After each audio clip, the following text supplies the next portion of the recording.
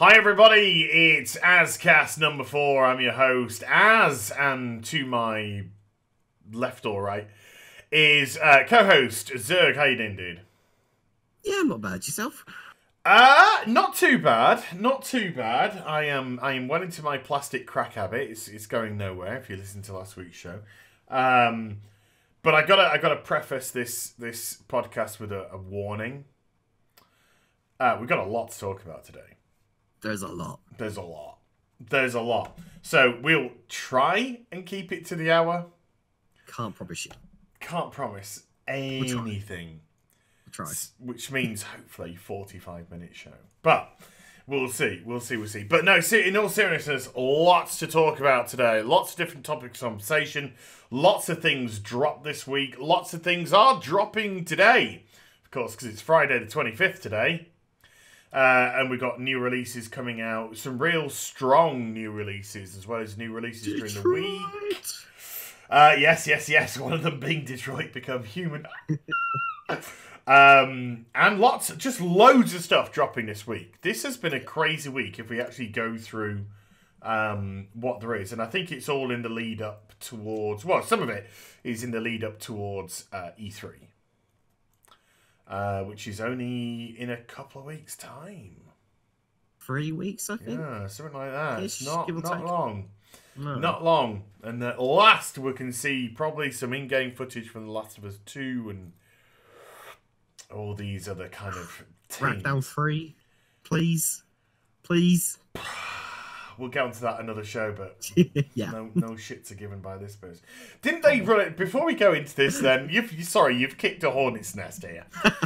Didn't somebody complete the game in like 40 minutes or something?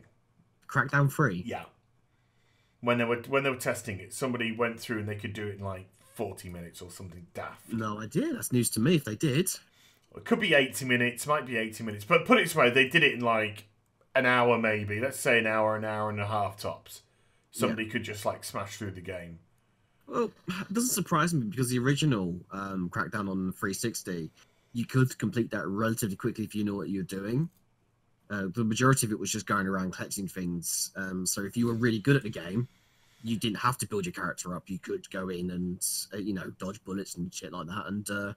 complete the game without actually having to jump through hoops. Well, yeah, I think you're kind of saying exactly what they were saying, which was if you want to extend it, then there's stuff to collect. Yeah. But you can like batter through it in about 80 minutes, whatever. 60 minutes, 80 minutes, whatever. It's gone from 40 to 80 now. But it's some ridiculously low time, put it that way. Yeah. This is probably why I've never touched any of the Crackdown series. Right, okay, but that's a wow. And then there you go, folks. Whoops. A surprise Crackdown 3. Okay. We've got a lot to discuss. So we're going to deal with the smaller things first and build up. Because, foreplay. So this week, a couple of things. We'll start off, because we have discussed this on the first show. Detroit Become Human, out today. I shall be streaming this. I probably have already streamed this by the time this goes out. Or I'm on the verge of streaming it and I'm waiting for my delivery to arrive. Excite? Hell yeah. Have you ordered it? No. Oh. I have made a point of not pre-ordering anymore. Well, this is not necessarily pre-order. I mean, I ordered mine technically on Thursday to be delivered Friday, because I want to have it. If I ordered it on Friday, it'd get Saturday. I see. I couldn't do that where I live. Amazon? No, because even if you go next day, it Amazon never is Prime? for me. Never is for me because of where I live. Dude, I live in the middle of nowhere. And you live on an island. Well, you do live on an island, yeah. Everything has to go to like the port. We won't say what you want, but yeah, he lives on an island. Who lives on an island? He's got a prison. He's got a prison and he's in it. This is his cell. I don't know. That's why he closes his curtains, because otherwise there'll be bars. Are you going to get it though? Are you going to get it? Yeah. I'll definitely get it. I've probably already played it by the time you've watched or listened to this. So somehow, some way, somewhere, you've managed to acquire Detroit Become Human. Yeah, today. I actually. You're hustling after this podcast. I'm gonna go for a walk down to my local game store. Every Brick and mortar. Hustling every day. Yes, I have to go to brick and mortar stores. Deal with it. Brick and mortar. What is that? What are that? Well, back in day when we didn't have the downloadables, we had to go to shops called Game. But back in the day before it was called Game, it was called Electronics Boutique, I believe. Slightly incorrect. Game and eBoutique were two different companies altogether. That's right. Yes. Yeah. And I think Game bought out eBoutique here in the UK. I think in Americashire, correct me if I'm wrong, Americans, I believe they still have electronic boutiques. They do. There you go. So they still have eBoutique. Yes, oh my god, let me just show my age off again. Middle-aged ramblings of a fool. When I was at university, back in when there was a 1 in front instead of a 2 of the date, I used to go to eBoutique to buy my games. eBoutique was the place to go. It was the cheapest. It had a great array of pre-owned games. And I've just realised that we're 10 minutes into the... no, we're not. About 7 minutes into the... 7 minutes into the podcast and we haven't covered a single topic. It's fine. It's fine. But no, but it had also retro gaming. So you'd have your Mega Drives and Master System games still. And I was still very much into purchasing RPGs on my Mega Drive and shizzle. So yeah, eBoutique was one, and then Game, I think, eventually bought them out. Then of course there was Game Station. Let's just talk about brick and mortar shops, people. Then there was Game Station, of course, and then Game bought out Game Station as well. Yep. So Game got a monopoly on everything, went bankrupt, kept my R2D2 C3PO Xbox 360 deposit because they went bankrupt. Arseholes. Scum. And then came out of administration. Well, went into administration, I should say. Filed for bankruptcy. Went into administration. Came out of administration and is still ticking. How? I don't quite know. Well, I think it's like people like myself that can't always rely on either a digital download or next day delivery. There's a point. Why couldn't... Okay. I might have, or I might answer my question here. But are you not going digital download due to the expense of digital download versus physical copy? Pretty much. I hear you. I remember when the original OG Xbox came out, and there was a discussion then that games could go digital, eventually go digital. I'm going to put my hand up and say when that discussion came around. Go on. I was like, no, they won't. Brick and mortar all the way. I have eaten my hat since. I was very skeptical myself. I wasn't skeptical of the technology. I was skeptical that people would embrace it. Yeah, same. Because I have a penchant for the physical. There's something about opening up a game box and that's new game smell. Plus the manual. Being able to flip through the manual, rest in peace manuals. Well, yeah, RIP manuals. I was going to say, that's a blast from the past as well, though. But I used to love my manuals, yeah? Yeah, me too. Yeah, I was... I can't remember which game it was, but I do recall one day opening up a new game I'd purchased and reaching for a non-existent manual. I was like, where's the manual? Yeah. Where's it gone? And the manual's gone. RIP manuals. But the lunacy is that digital, which was, if you hear the ice cream man in the background, can I have a 99, please? Just understand my heart is breaking right now. Pause. No. The whole ploy was when they said, games will eventually go digital. And one of the plus bonuses, they said, of course, because it's digital, it'll be so much cheaper. Bollocks. And here we are in an age of digital age, literally digital age. You can get anything downloaded.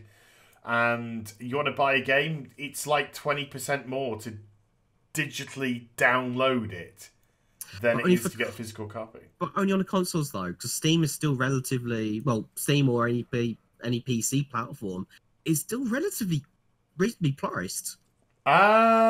Steam, I think, is starting to creep up a little bit, especially with new releases.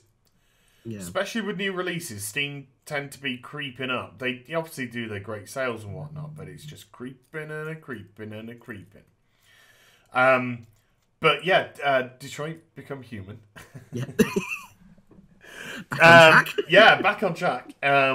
Yeah, I'm very much looking forward to this. I know David Cage is a bit of a controversial figure, but I do like his stuff.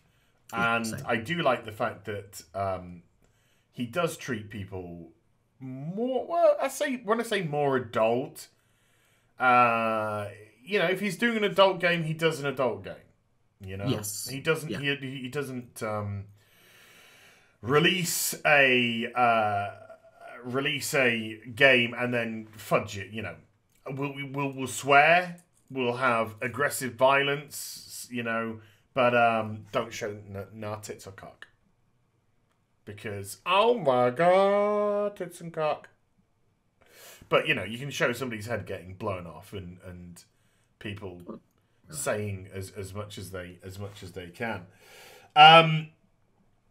So Detroit Become Human, buy it. I mean, I think it's coming out to some pretty decent reviews. The demo was fantastic. Watch my stream, and then make an informed decision instead of me just going buy it. But I'm supporting this product because I've been very excited for it. Speaking of new releases, let's keep on the vein of new releases. Oh my god, this podcast is going to go on forever. Dark Souls Remastered out today. Ooh, that is not the reaction I thought. By the way, in case you're watching this, listening to this on audio only, there was the wave of the hand by Zerg going, eh. Okay, talk to me. Why, eh? I'm just getting tired of all the remasters now. But Dark Souls! It's Dark Souls. Don't get me wrong, I like Dark Souls, I do. But... Okay, right. You're playing Dark Souls, the OG game. Okay? Yeah. You're in Blighttown. Right. You're running I'm effing and blinding in Blighttown. Yes, you're effing and blinding in Blighttown because you're running at about 12 frames a second. Because it just can't handle it. It can't handle it. Yeah. PS4 Pro, 60 frames a second consistent. Oh, now you're tickling me. You're tickling me in places. Blighttown is beautiful town now. I'm still effing and blinding at Blighttown, though. Well, that's because Dark Souls is hard. I know. I love Bloodborne. Yes. I love Bloodborne. Fantastic game. It was such a great game to get me into the series, like that kind of genre. And it held my hand. You know, I killed monsters, I got health back. I wouldn't say that Bloodborne held anybody's hand. It was still a very tough game. It held mine. Compared to Dark Souls, it held mine because I was killing monsters, I was getting health vials back, and you know, if monsters hit me, I could hit them back and get some life back. Okay, Dark Souls, yeah. You get hit, you kill a monster, and you're still left with that health pool that you've lost. You got your Eustace flask if you lose. Yeah, but once you run out. You gotta go find another bonfire or backtrack. Yeah, there's no killing monsters and getting health files back. Prepare to die, bitch! Exactly. That's the motto of the franchise. Yeah, it's not prepared to have your hand held.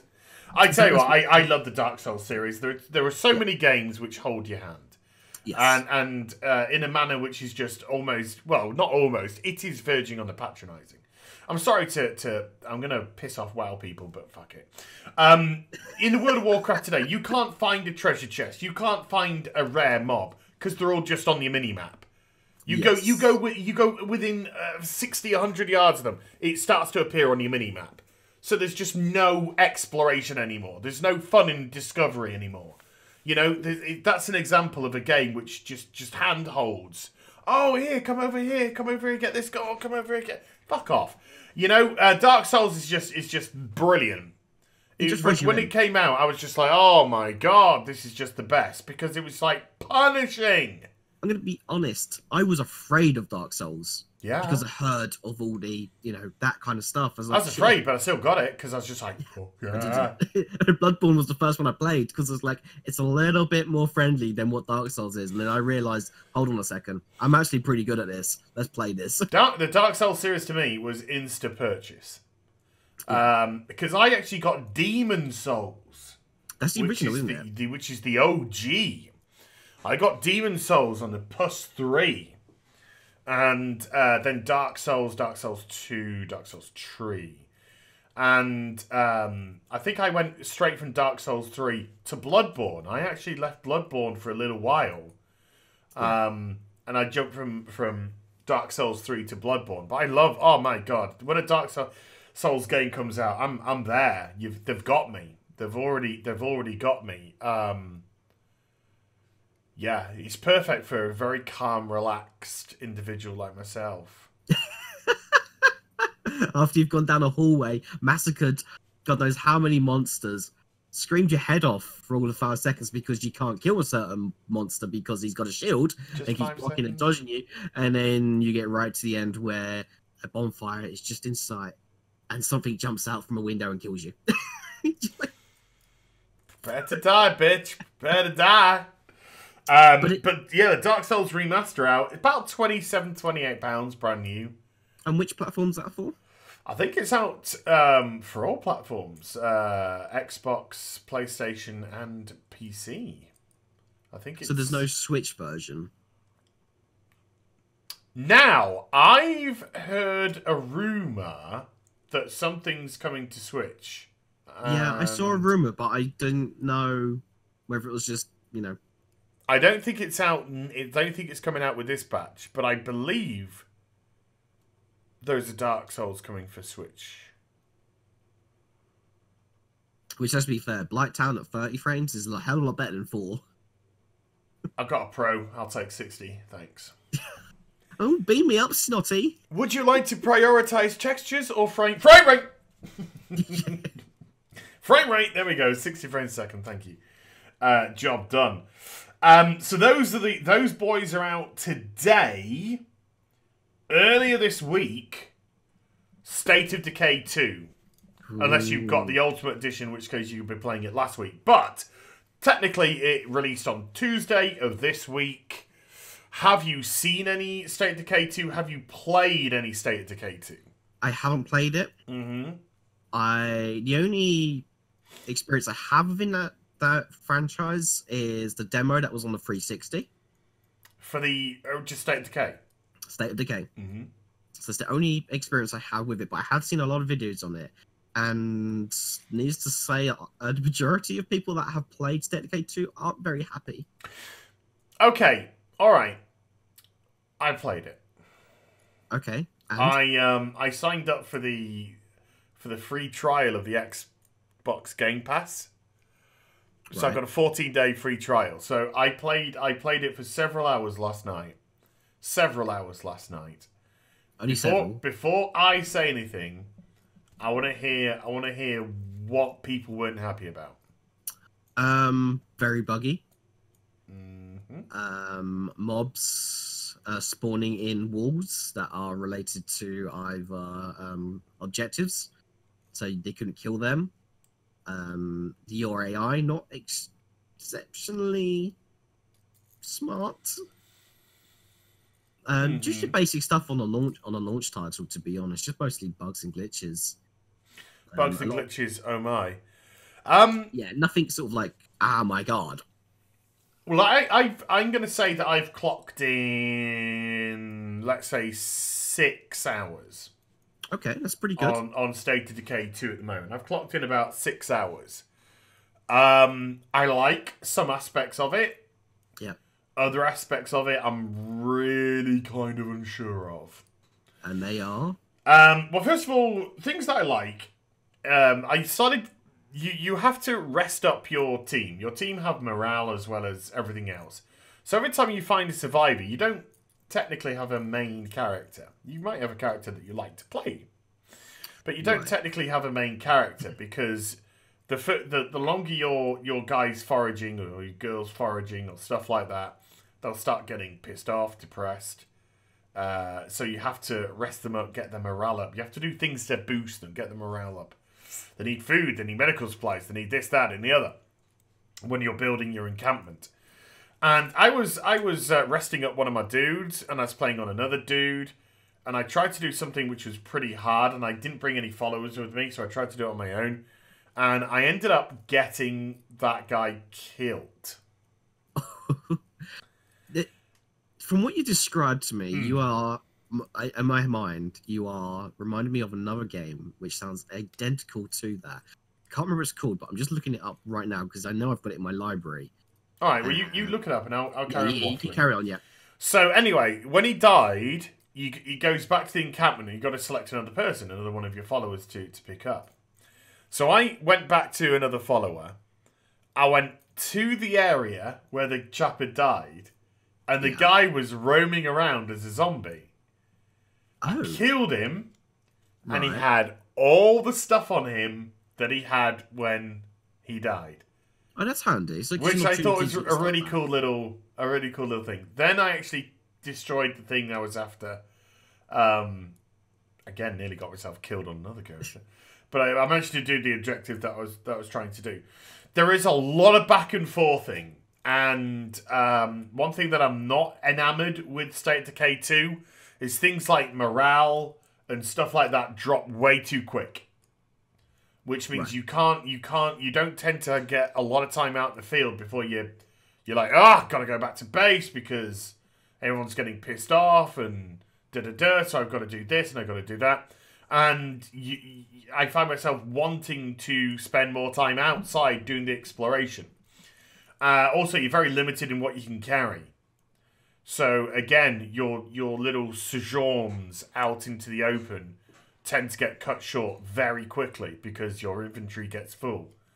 Blah, blah, blah. So you've only got like 6 to 8 slots so far with the rucksacks that you have. So once you've got 6 to 8 items, it's back home time. Back home time, drop them off in the supply. Yes, you can open up satellite bases, and some of them will allow you to add to the supply, to the supplies from there, and it operates as like a joint inventory or whatever. But it can get frustrating when you just want to go out and have a laugh and an explore and a what's some jiggy.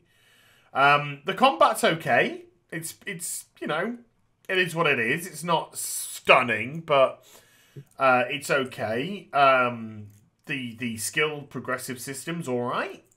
It's all right, but it does seem to be missing something. What would that something be? Well, it just seems to be missing a bit of a soul. It seems to be missing just a bit of like, I played it for 6 hours. That isn't a huge amount of time. Am I like chomping at the bit to log back onto State of Decay 2? No.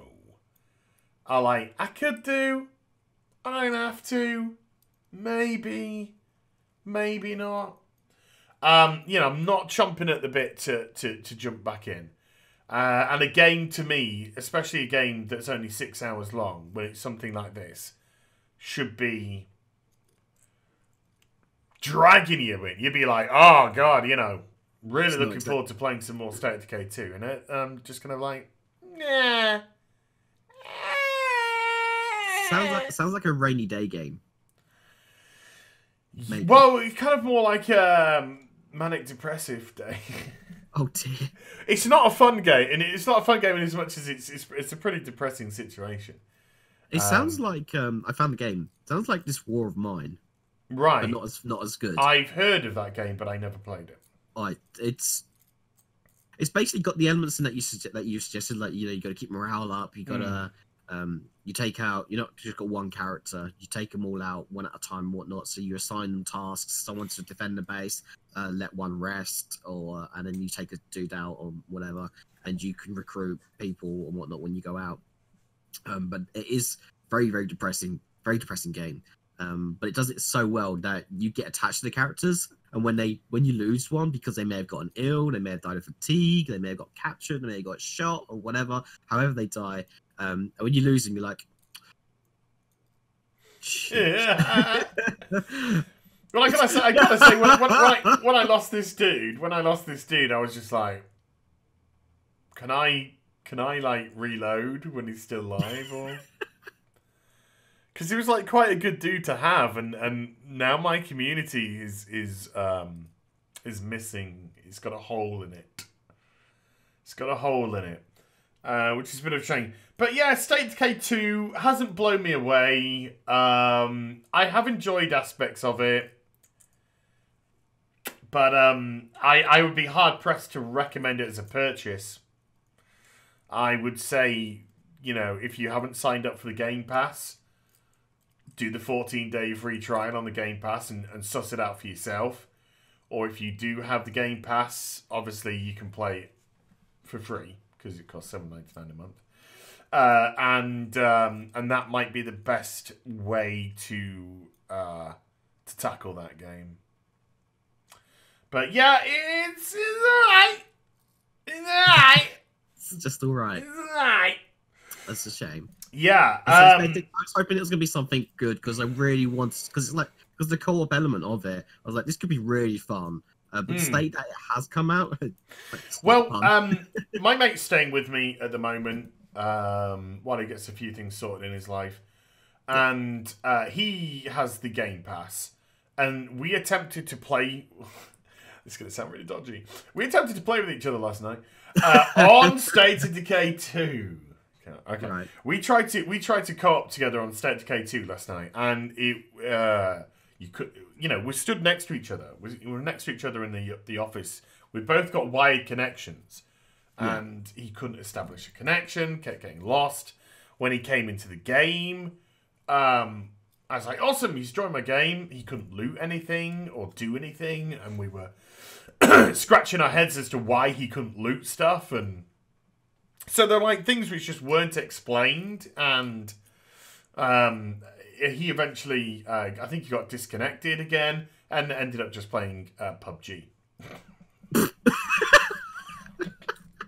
So the cooperative multiplayer for State of Decay 2 just didn't quite work the way that we hoped. Just like after that conversation we had last week about the Battle Royale games, you know your game's not too great if someone's happened to resort to go back to play one of them. I'm just going to go play something completely different now after that complete message. Before we move on to the next topic, let's just drop in a little bit of a nugget here. Grand Theft Auto 5. Rocksteady. Oh yeah, I'm steady. Rocksteady, not Rockstar. Rocksteady announced how many copies they'd sold. Did you hear about this? No, but I imagine it's something stupid. Awesome. How many copies of GTA 5 have been sold? It's going to be millions. Can I just say, bearing in mind that it is still in like the top 3 in the UK games every week. No one looking on the internet. I'm on Steam, actually. Have a guess. How many copies has GTA 5 sold? Now, having in mind it's been on 3 different generations. I'm going to give you a little hint. I'm going to give you a little help, though. The Witcher series, 1, 2, 3, has sold a combined 30 million copies. 30 million. Which 1, 2, 3? Combined. So how many copies has GTA 5 sold? I'm going to say 90. Triple that. Not bad at all. 95 million. 95 million. That's just... I mean, dead air, don't care. Because that is mind-blowing. 95 million copies. And I tell you what, GTA 5 was a freaking awesome game. It's just gotten better with age. Because it started off on the 360 and the PS3. I got on the 360. Same. Then it moved over to the next gen, so Xbox One and PS4. I haven't got it on the PS4 yet. I keep waiting for it to drop. It won't drop. Why? Because it's selling! 95 million copies. Because it's still selling. I got my copy with my PS4, so I didn't have to buy it again. Yeah, I was lucky with that one. And then FIFA. it's come to PC, and it's just the love that they give that game is just phenomenal. Just the fact that you only need to buy the game once. That is it. And the amount of content they give you. Single player is phenomenal. Absolutely phenomenal. The free characters are really well written. Yeah. And the multiplayer alone is a world of its own. Yeah. The amount of content is in there. I haven't played it for a year, and I went back to it, loaded it up a couple of days ago, and I was like, it's like a different game, but the amount of content that they've added into it, I just don't have. No, it's staggeringly massive. The amount of content that's on the and as far as correct me if I'm wrong here, but I believe they actually add the content in for free. Yes. And then you have the microtransactions in terms of whatever the shark cards. Yeah. Is if you don't have the time to grind out the money, you can buy the shark cards. But the actual content itself gets added for free. It's all free. Yeah. So if you want to, you can grind it all out if you really want to. And so please tell me, EA, please tell me about your business model that makes you do your shit. Yeah. Because apparently single-player games are dead. Well, the beauty about GTA 5 is it's like you said, it's got a massive single-player game, which is not just massive, but it's fun as balls. Yes. The characters are fun. The locations are all different. Everything that there are multiple different things. It's not like a Ubisoft game. Let's just run down every fucking studio. It's not like an Ubisoft game where it's literally just patches of the same thing spread around. You've done one patch, you've done all the patches. It's like a nicotine. You've had one, you've had them all, really. And then they have the online version, which just gives it a new lease of life. Yeah. They add in the content for free, so you get your content for free. And then they say, look, we've got these microtransactions for cosmetics, we've got these microtransactions for this, that, and the other. And with a system like that, you can't really begrudge them those microtransactions. Because they're getting the content aspect for free. Well, the thing is, so if you want to grind it all out, you could. Yeah, they reward you for playing, for crying out loud. If you play and you spend money in game, so all that hard dollars you earned via whatever means, whether you're stealing vehicles, robbing stores, doing heists, or whatever you're doing to earn money in that game, they always, at about 3-4 times a year, they give you a tax rebate in the game, for crying out loud. Right? I'm not even kidding. It's phenomenal. And I believe last week they were doing a tax rebate. So every time you logged on, you got I think it was $250,000 over a course of 10 days. So you work that out. And if you logged on every day to collect that, you got a big bonus at the end of it. So why would you not? And on top of that as well, on top of that, if you do buy shark cards, they give you a tax rebate on top of that as well. So you get a tax rebate on your purchase, on your legit purchase. Yeah. So if you spend let's say 50 quid or 100 quid, whatever it is for shark cards, and you get 50 million in game or whatever, at some point down the line, they're going to look at your records and say, well, you brought this. Let's give you an extra 25 million just for shits and giggles because we can. That's how you get people to spend money on your game. 95 million copies. Look, the stats don't lie. You don't buy that many copies on a game that's meh. GTA 5 was such a wonderful experience. And it's just little things. There's just so many. It's not just the big things like the story and the heist and da da da. It's not just the big things. It's the little things as well. Getting into a car, driving, clicking on the radio, and West End Girls starts playing.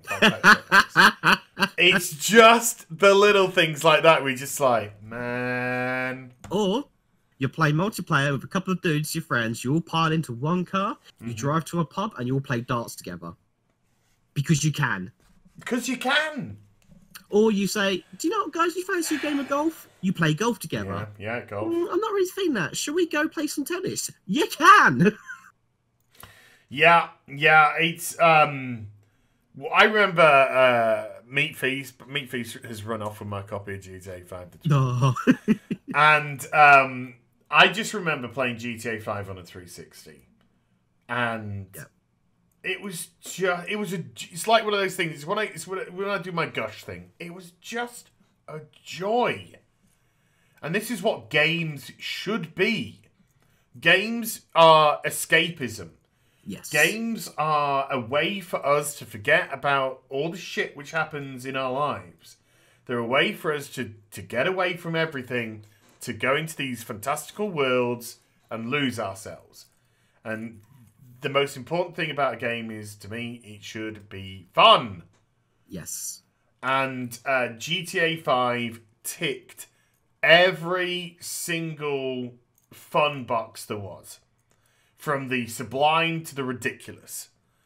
And that is exactly what you want. You know, 1 minute you're doing yoga.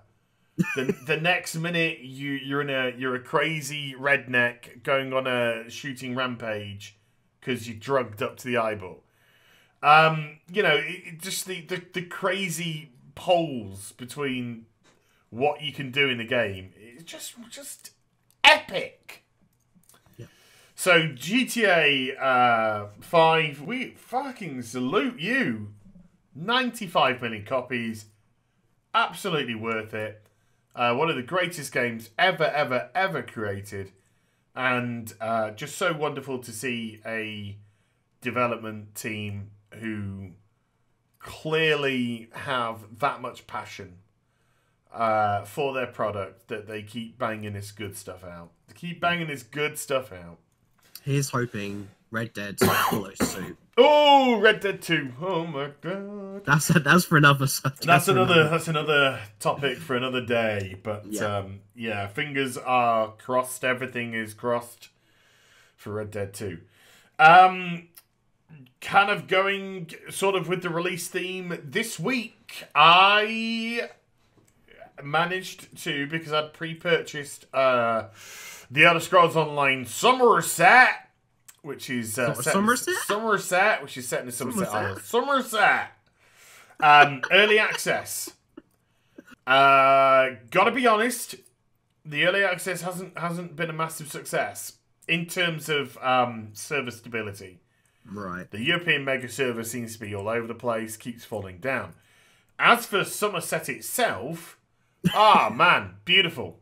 Lovely place. Lovely absolutely place. Beautiful. And I'm talking, you know, the Elder Scrolls one, not. Oh right, I thought we were talking about the tourist place. Sorry. No, we're not talking place. West Country here. Somerset. No, we're talking Elder Scrolls Somerset here. Absolutely gorgeous, just beautiful. Beautiful.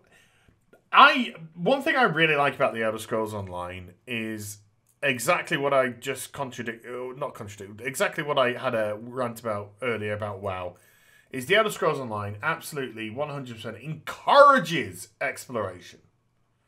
Encourages you to go out there and discover and find things and get excited by things. Oh, found a chest. Oh, found this. Oh, found that. Ooh, piece of candy. Yeah, and piece of candy.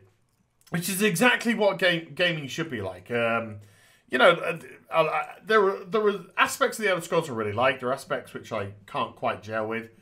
But my god, the worlds look beautiful. The exploration side of it is wonderful. The combat's pretty decent. It is a completely different entity from the buggy release piece of nonsense that came out a couple of years back. I'll say we played that together and we weren't too very impressed with it, was we? It was just too buggy.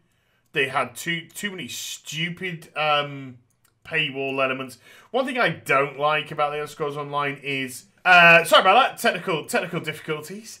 I lost my internet connection there. Whoops. But yeah, what I was saying is one thing that I'm not a fan about Elder Scrolls Online is, my god, they just push the cash shop like no one's business. It's just completely in your face, and I hate that. And I know the game is technically free to play, but you still have to purchase your expansions. You still have to purchase the game to play. Yeah. So it's not just like an immediate free to play element. You do have to purchase the game. And every time you log in, cash shop. Flashing on your screen, cash shop. These new things on cash shop, cash shop, cash shop, cash shop. It's really egregious. There's no need for that. No. When I play a game like Elder Scrolls, which is free to play, or if I play a game like SWOTOR, and you do have the option to be a subscriber, if I'm playing the game, I will subscribe for the period of time that I am playing the game. And even so, I've purchased the game, I purchased Summerset, I've purchased a subscription, and I'm still getting battered on my screen with cash shop, cash shop, cash shop, cash shop, cash shop, cash shop, cash shop. You'd think that their system would detect that, so it's not in your face. That would turn me off really quickly. It does. It's like every time you log on or certain elements as well, it can pop up every now and again. But every time you log on, it's just completely in your face all the time. And it's just like, leave me alone. You know, I've spent money on this. Probably like, well, this guy spent money on this. Let's see if we can get some more. Yeah, let's see if we can milk him. It could be that. But, I mean, I've never been a fan of their monetization side of the business. I am a fan of the Elder Scrolls series, a huge series, especially with single players. The multiplayer offers me something, but I never stick around for too long. Right. But it offers me something for a short period of time, for maybe a couple of months here and there. And I do, but Summerset looks beautiful. You can get yourself lost in the place. I have had a very enjoyable time when I've been on the European server, but unfortunately the European server has been crashing with great regularity throughout the early access, which has dented the early access fun, because after it did it about 3 times, I haven't logged in since. Is it early access or is it a beta? No, it's early access. Right. Okay. It's actually out next week officially. Beginning of June officially. So I think you get like a couple of weeks of early access, or a week and a half of early access, and then it comes out. So no, this isn't beta. This is legit early access. Right. Okay. So yeah, it would be nice if they fixed the servers, because I might want to log back on eventually. But yeah, so a bit rocky. And then talking about MMORPGs with new stuff, Final Fantasy 15. Final Fantasy 14. I was going to say. Although Final Fantasy 15 does drop content every now and again. That wasn't that funny. Come on, Zerg. I'm dying. Oh my god, you said 15 instead of 14. I died. You did. I died with laugh. I'm just getting over an infection. Yeah, I know. Final Fantasy 14 patch 4.3 hit this week as well. So loads of stuff coming out. 4.3, I think it's got new dungeon, new raid, new story. I've only had about an hour on it. I've only had about an hour on it, so I haven't managed to get into the content side of it. But hey, new raid for Final Fantasy. It's always fun to do the raids. Dungeons are always decent.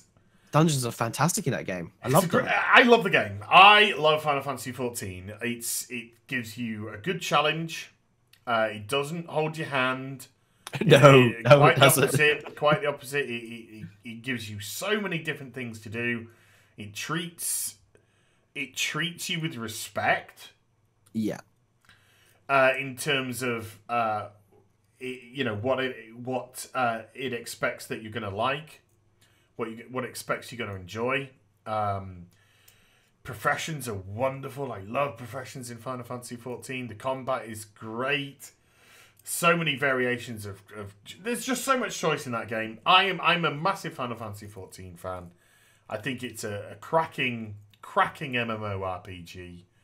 Yeah, 4.3 out. Although I haven't got into Stormblood the way that I got into Heavensward. I adored Heavensward. Yeah, that's the last expansion I played. I thought it was phenomenal. It had grabbed me by the nuts all the way through the story. Loved it. Well, I mean, story is such a intrinsical part of the MMO. Yeah. For this game, and the sheer amount of story is crazy, just crazy. Like I think after A Realm Reborn, when you hit top level, there was 16 hours of story. Just main story, not like 16 hours of stuff to do. It was 16 hours of the main story. So when you got to top level, the story didn't stop there.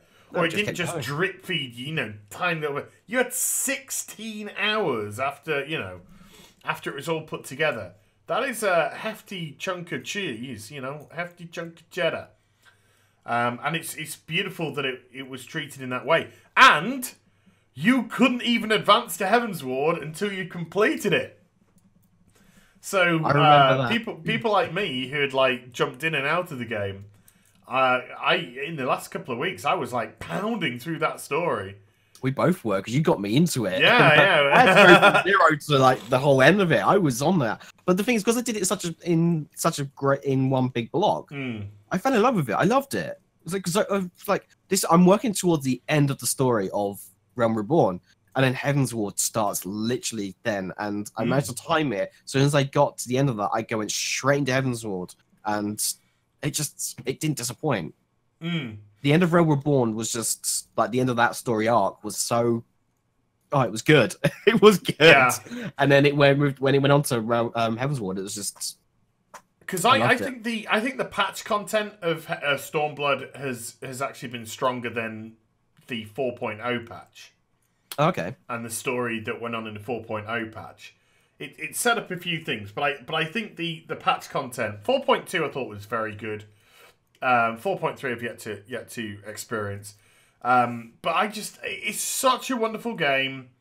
If it is something that you've thought about but never tried, free try. You can play free up to level 35, which is halfway to top level. That's a lot of content, and that is any class. So you can get to 35 on a black mage, and then you can swap over and do on the same character another class to 35, another class to 35. So you can really experience a lot of that game to see whether or not it's for you. But yeah, patch 4.3 arrived this week. I'm gonna try and because there's just been so much. There's a lot in it. I watched so much this week. I'll try and give it a crack. Before we get into our main topics of conversation today, he says, after we're probably about 45 minutes deep already, which are going to be Blops and Battlefield 5, obviously. Destiny 2! Destiny, you're a great piece of shittery. I love how you say that, and I finished doing a stream of it today. Right, Destiny 2. We've had this conversation in a podcast already. Yeah. This game came out and it was crap. It was repetitive drivel. Nothing to do, grindy nonsense, eververse.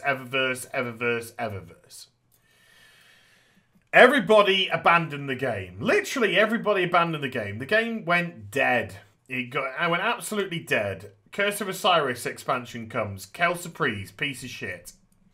Most of the items hidden behind the Eververse store. Oh, what a surprise. Getting caught doing all manner of EXP throttling, blah blah blah, blah blah blah. Just getting caught all the time. Oh, we're sorry, we're listening to feedback. Oh, we're sorry, we're listening to feedback. They've got a plan in place to get Destiny 2 to a level of Destiny 1 by the end of autumn this year. It's not going to happen. Well, I didn't think much to Destiny 1 at the end of it, to be perfectly honest with you. I think it was only the hardcore of hardcores that liked it. The peak of Destiny 1 was players were like, fuck it. Yeah. But anyway, so Destiny 2, a game which has just released another expansion, which has been met with lukewarm reception, although it seems to have boosted Twitch numbers substantially. How long that'll last, don't know. But I think that's because a couple of big guys got paid to return. Well, let's be honest. They got paid to return. Dead air. Do you think... Right, okay, all right. Let me put it this way. I'm not mentioning any names. But let me put it this way, right? You leave Destiny because it's shit. Right? Yeah. Destiny's been your bread and butter. You go off and you do different things. Your audience still goes with you. You don't lose your audience. Right? Yeah. So you've got a good following. You've got a good loyal following that following you, they're not following the game. Yep. And then suddenly, when another expansion comes out for Destiny, you are playing it again, and playing it and playing it and playing it and playing it and playing it on an expansion which has been, and I'm not being unfair here. For the most part, it's been very lukewarm received. Yeah. That to me says they've been paid. Doesn't it? They've been paid to do a certain amount of time streaming. Now, I'm not saying that's a bad thing. Oh, no. Because, you know, I get offers to play games, to get paid to play games. You know, Someone everyone pay does. me! You know, whether or not I want to play that game is a different kettle of fish, and 99% of the time I turn it down. Because it's not a game I want to play. But, you know, streamers, regardless of size, a lot of streamers will still get offered to play certain games. So I think, these excess numbers in Destiny 2's streamer boost at the moment is due to Bungie, Activision probably paying a couple of their big hitters to can you stay on for at least 1 month? We'll put in a contract for about at least a month. That's yeah. What When you put it that when you put it that way, I mean, this isn't what we're here to discuss. No, because Destiny 2 is on its ass in terms of people playing, audience retention, goodwill, all of this. So what happens? This week, the Iron Banner comes out. The Iron Banner, right? So what do? They put in a legendary emote. Right. So you're like, okay, cool, you can go and get yourself a legendary emote. No, they put in a legendary emote that you can only get if you buy silver. And fork out $10 worth of silver to purchase this Iron Banner bundle, which has the emote in it. So it is an Iron Banner bundle then? It's not... You can't get this item any other way in the game. You have to purchase silver to get it. You have to pay to get this if you want it. You can't achieve it through any in-game content play whatsoever. And out of curiosity, what is this emote? You can't use... It's an Iron Banner emote as well. It's an Iron Banner related emote where he shoves down, or, you know, your character shoves down a big axe. Yeah. And then a big Iron Banner shield appears around your body. And then it dissipates. And you cannot get this any way in the game other than purchasing it with silver. You can't use Bright Dust. You can't use anything, any other in-game ways. It is a direct purchase item. So, all Bungie, Activision, who were desperate for some goodwill with Destiny 2, paywall more content. That would be sort of like the perfect incentive for people to play Iron Banner. I've not played Iron Banner since D1. If it was a reward to go for, an in-game reward, I wouldn't say there would be a lot of people incentivized to go get it. Yeah, I don't care about the emotes, to be honest. I'm playing Destiny 2 for the gunplay. Yeah. I like the gunplay. It satisfies me when it comes to a shooting game. Very good gunplay. You can't knock a gunplay. No, but when you put an emote, a $10 emote... That's how much you would have to spend to get the requisite silver to purchase the bundle. $10. So, because most people are just going to be getting it for the emote.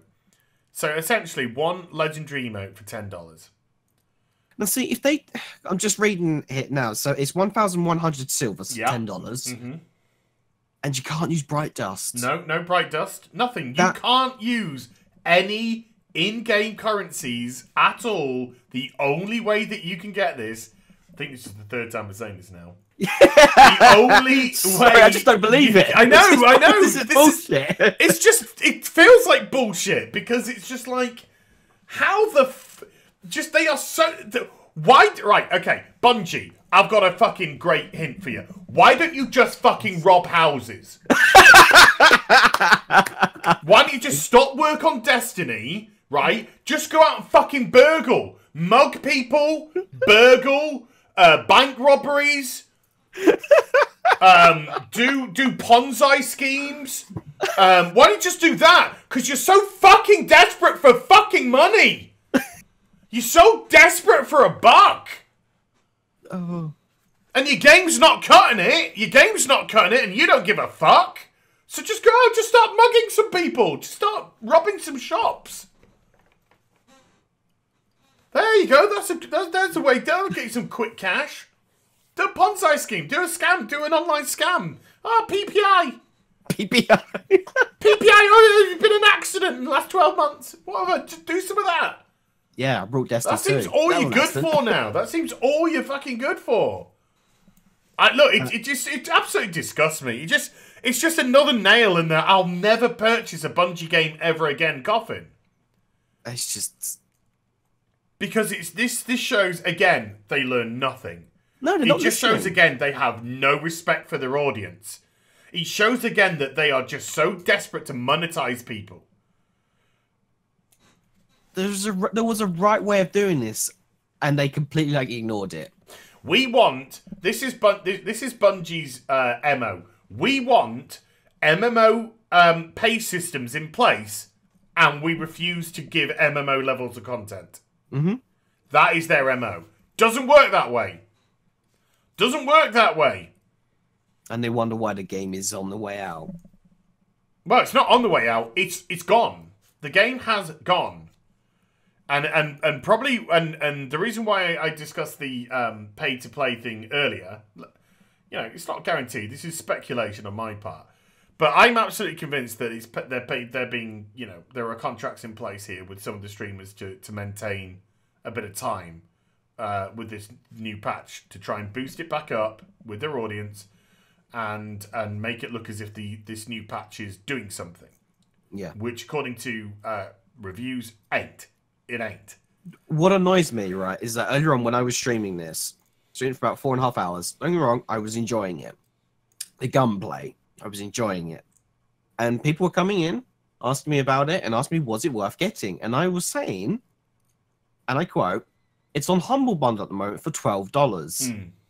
The content you get is worth $12. Now, if you want to spend the extra money on the DLCs that you saved on it, that's entirely up to you, but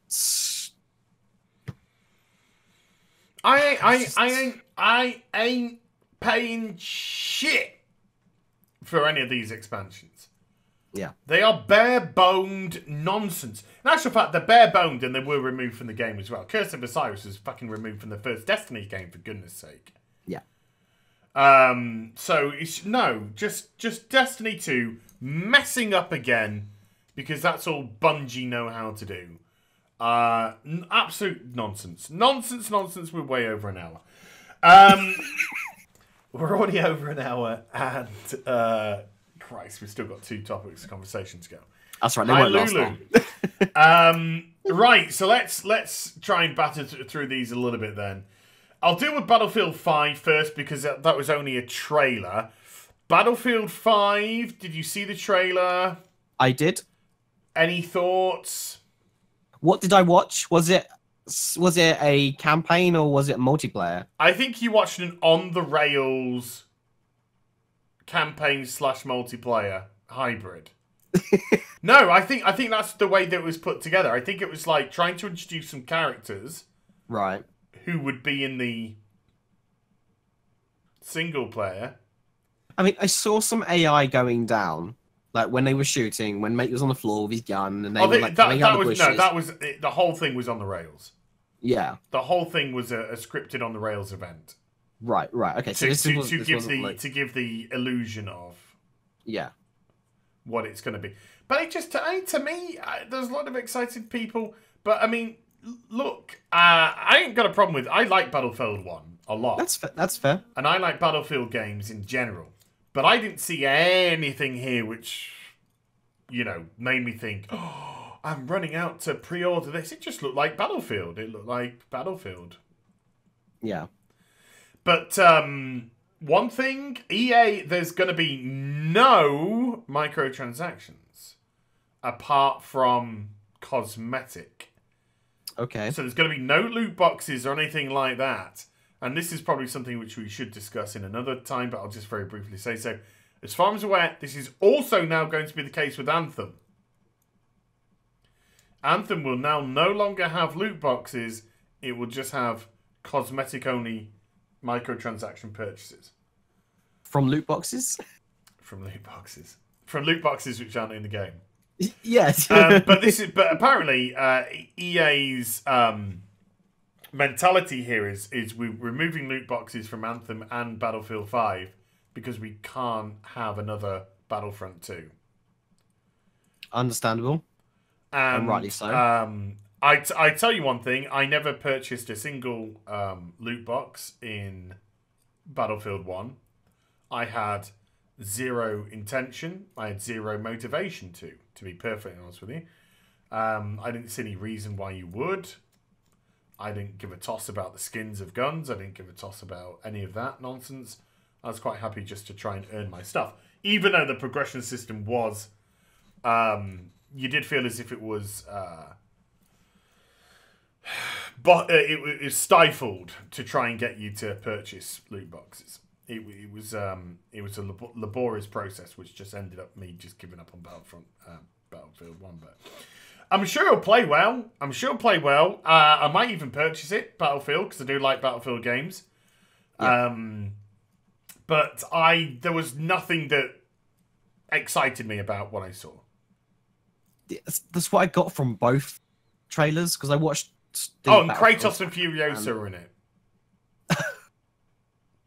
If you've seen the front cover. No. One of the dudes looks like anorexic Kratos. Oh, right. And the woman's got a metal arm. Right. Because Furioso. No, I didn't see What I'm trying to say is nothing's original anymore. I got that. They gotta just trope everything up. Yeah, this guy looks like Kratos. It's gonna sell. But is there anything you'd like to add to that Battlefield 5? Is there anything that you saw that you got? I saw guns. I heard shooty guns. I saw some pretty environments, if that is what's going to be in the game. World War II. I mean, don't get me wrong. That's the whole trailer was pretty. It was pretty. I liked it. I was like, I could sit that and watch that for quite a while if it was a movie. I just it could be me getting old. To me, it was just noise. Yeah, no, that's exactly what I thought. It was just noise for me. It was just like. Yeah.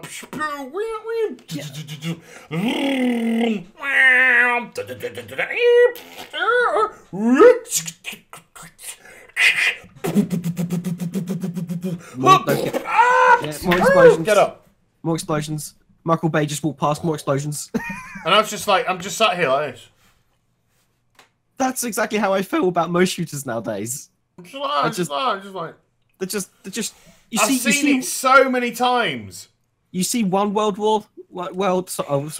old gun, or maybe some new guns. You've seen them all. This is why I like sci-fi, because they go off the rails. We've had Battlefield games, card games in the past. World War I, World War II. We've had present day. We've had future. You know, I couldn't get excited about the trailer one bit. I couldn't get excited about it one bit. I'm just sat here thinking, what should I have for tea? Should I have that pasta bake? Ooh, pasta bake. Or should I go for the pasta bake, man. Oh, I've got some Greek yogurt in the fridge. Yeah, that's all I'm thinking. I've just seen all of this before, so many times. But speaking of seen it all before so many times, COD. I'd have some cod and chips, please. Oh yeah, please, yeah. Look, okay, I'm going to show my hand straight away because you know I ain't going to play no games. No, I could not possibly give a shit about Call of Duty. I've not given a shit about Call of Duty since Modern Warfare 3 when I completed it in 4 hours, the main game. And this is the same day I brought it, because I brought it in the morning, completed the campaign, and I took it back and got a full refund. Well, the good news is there's no single player mode in this. Then I'm not interested then. At all. They've removed it. Look, the last COD game I bought was BLOPS 3. BLOPS 4 is the next one. Black Ops 4. And I got bullied into that because Camel Toast, who's staying with me at the moment, he wanted to play co-op with us. Yeah. And I got to confess the co-op was actually pretty enjoyable. But COD is just a game which is identical every year. Identical. And it just has a couple of UI changes and whatever the theme of the expansion is. But everything about it is exactly the same. I couldn't give a shit about any annual franchise. No. Could not. No, I hated it. Hated it when Assassin's Creed went annual, and I hate it even more now. I'm not interested in it. Give me back the days when I had to wait 3-4 years to get a sequel. Please. Well, it builds up a bit of anticipation. Also, if you're spending like a few years on a project, now I know that with COD games they bounce between Treyarch and what's Majiggy. So I know they bounce the studio. So technically, each studio does one every 2 years, but they're just the same game. Yeah. Do you know? I know that COD sells by the gazillion, and I know there's a huge fan base out there. I had somebody in the comment section saying, "Oh, have you pre-ordered COD?" Pre-ordered? Pre-order? Are you kidding me? You'd be lucky if you picked up in a bargain bin. I'd be lucky if I picked up the COD from 5 years ago. I couldn't give a shit. And the thing is, like, there are certain games, like with Destiny 2, right? I knew I shouldn't have bought Destiny 2. A lot of people think that. But I was just like, it plays so well, and maybe, just maybe, and you could just con yourself enough to make your purchase. Yeah. COD isn't even a thought in my brain for a purchase. No. It might, like, Camel Toast is going, "Oh, I'm gonna get COD." Get COD. I'm like, no. I just no interest at all. None. Because it's just the same game. If I pick up a COD, any COD in the last 10 years and play it, I've played BLOPS 4. Because it's just going to be identical. And I saw the trailer, and it was just, everything was just, every look was the same. It's just all the same. Same COD, same COD, same COD. I didn't think the trailer was all that great either. I thought it was shit. Yeah. There was nothing in that trailer which made me even have an inkling to purchase, not pre-order. I wouldn't even contemplate pre-ordering, but no even inkling to purchase it. I just saw COD. That's all I saw, and they claim that Black Ops 4 is innovative because they're ditching the single player campaign and they're bringing in battle royale mode.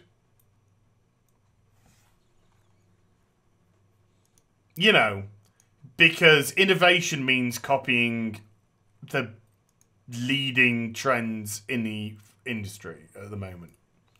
That's innovation, folks. Innovation is copying people. Didn't we have this conversation about Cliffy B last week? Yes. Innovation is now just copying people. So, what is innovation? Well, hopefully you can explain this to me. What is innovative about no single player and copying the leading trend in the marketplace at the moment?